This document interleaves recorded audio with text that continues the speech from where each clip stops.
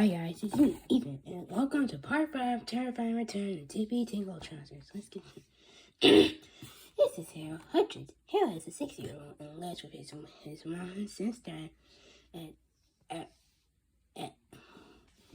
1520 Vine Street in Piqua, Ohio. Harold's parents had just gotten divorced, and his dad moved to Nevada about 6 months ago. None of this has been easy for Harold. He didn't talk about it. In fact, Harold Hutchins didn't talk about it at all. He kept it to himself mostly in dream pictures. Lots and lots of pictures. Harold liked to draw monsters and superheroes. The monsters he created were evil and ferocious, but the superheroes were always victorious and brave. They were never far away when you needed them.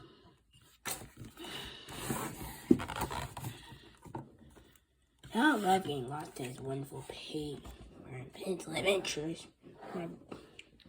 where good guys always won, and bad guys always end up getting the kick in their pants that they deserved. Today had started out just like an ordinary school day. Harold got dressed and ate his breakfast, trying hard not to think about the tough day that lay ahead of him.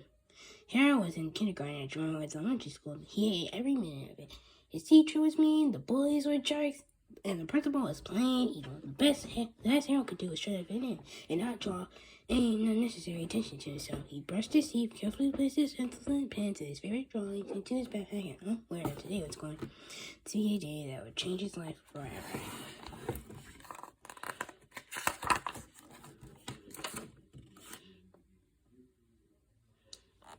Harold's mom helped put his backpack on the front door.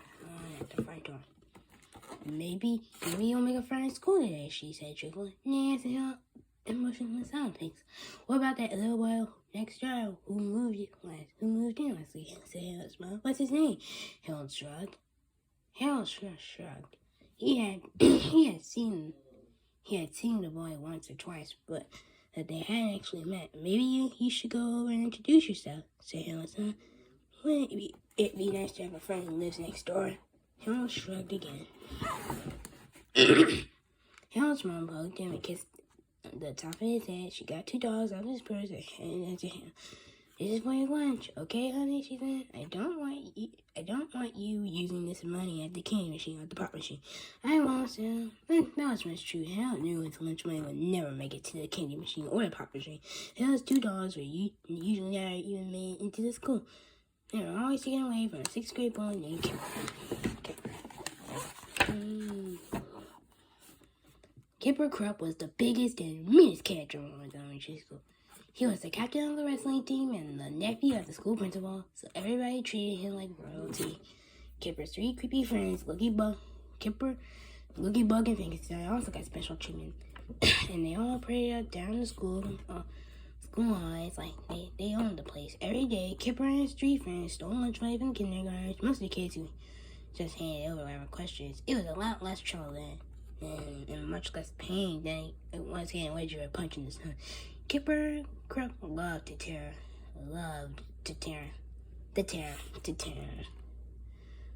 Kipper Krupp loved to terrorize kindergartners, and there was nothing anybody could do about it. If Kipper ever got into a jam, all he had to do was call his uncle, Principal Krupp.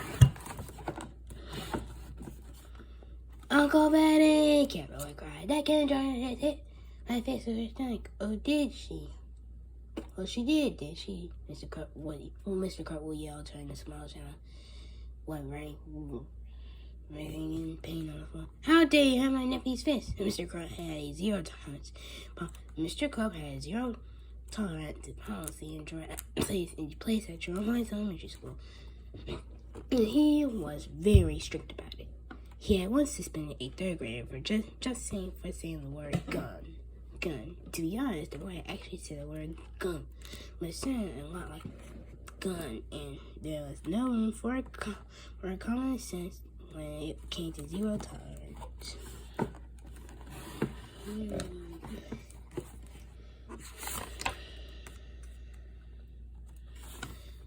Hal knew from experience that the wisest thing to do was stay out of Kipper's way.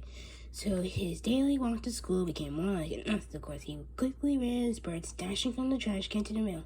Dashing from trash can to mailbox to tree, hiding behind anything he could find, just in case Kipper's friends were nearby. The worst section of Hal's mad dash to school was the intersection of Dogwood Drive, Rose and Rosita Lane. There was nowhere to hide between the big tree by the coffee shop and the sign at the gas station across the street. He had to wait for a walk signal and run for it and hope for the best. Most days, Hal was lucky, but Hal looked like about to run out. Hal crouched quietly behind the coffee shop tree, watching the traffic lights, concentrating on the cars and looking out for Kipper. It was very stressful. After a couple of minutes, the cars came to a stop. The walk signal lit up, and Hal took one last glance left and right. It was now or never. He jumped up and ran across the street as fast as he could go. When he reached the other side of the street, Hal leaped behind the display sign in the front of the gas station. He thought he was safe, or so he thought.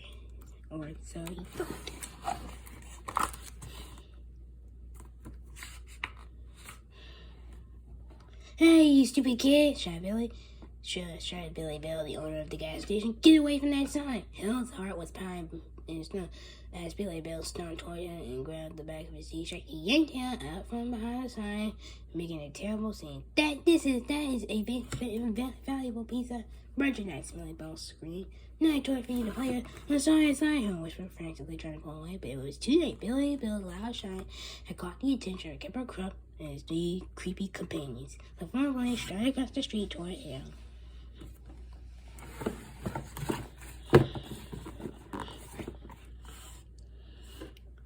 "Hey, kid," yelled Kipper. "Why are you bothering this nice man?" I'm sorry, Harold said again, looking down. Billy Bill realized release Harold with a shot, causing him to fall to the ground. You boys better take care of the little friend there," Billy Bill said. "I'm going to call the cops on him." "Don't worry, mister," said Kipper with an evil grin. "We'll all take good care of him." Kipper yanked Hal up by his arm while Looky pulled Harold's backpack over and started roommate drink through it. Hey, look, I found his lunch money," said Looky. "Give me it!" yelled Kipper. Looky doubtfully put the money in Kipper's most dirty hand.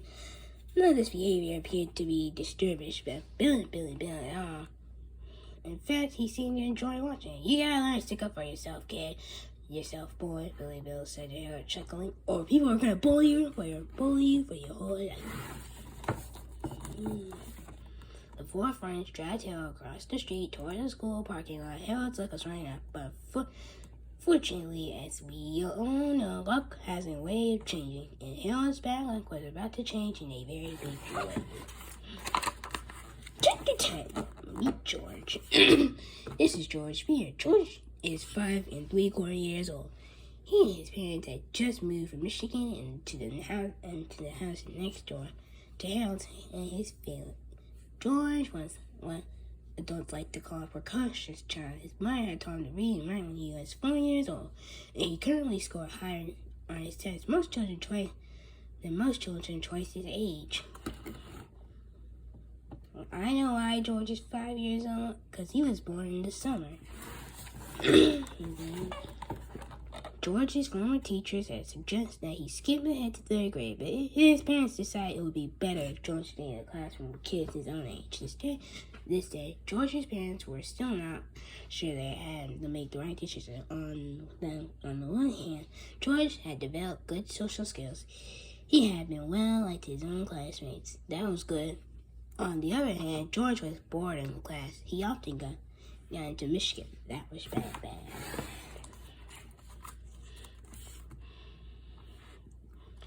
George had never really liked school very much. He preferred riding his skateboard, watching monster movies, reading comics, and graphic novels.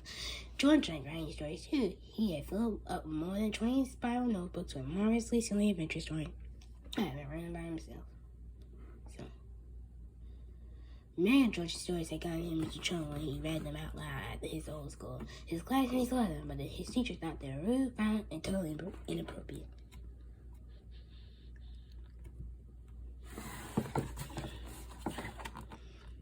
I hope things will be better here in Ohio, said George Smiley. She helped him get ready for his very first day of classes after his elementary school. Your father and I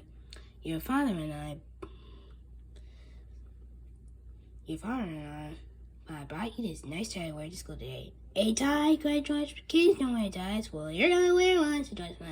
I want you to make a good first impression. So come on, Mom, said George. Ties are for nerds. Oh, for heaven's sake, said George. Your father was a tie. Is he gone? Is he in there? Kind of, said George. Don't be ridiculous, said George. You're wearing a tie, and that's fine. Rats, said George. George put his backpack on and recently locked his mom at the door. He was still a little upset about the whole tie thing. Have a good first day at school, dear, said George's mom. Said George. George grabbed his skateboard from the back bushes,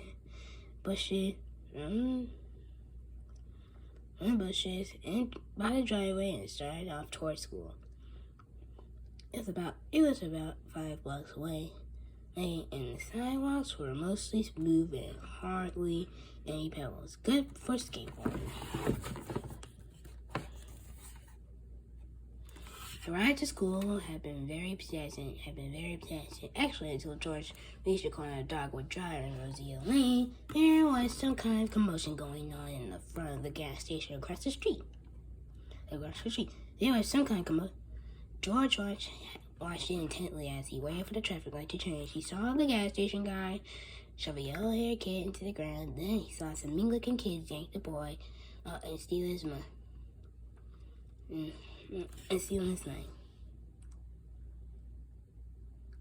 Yanked the boy up and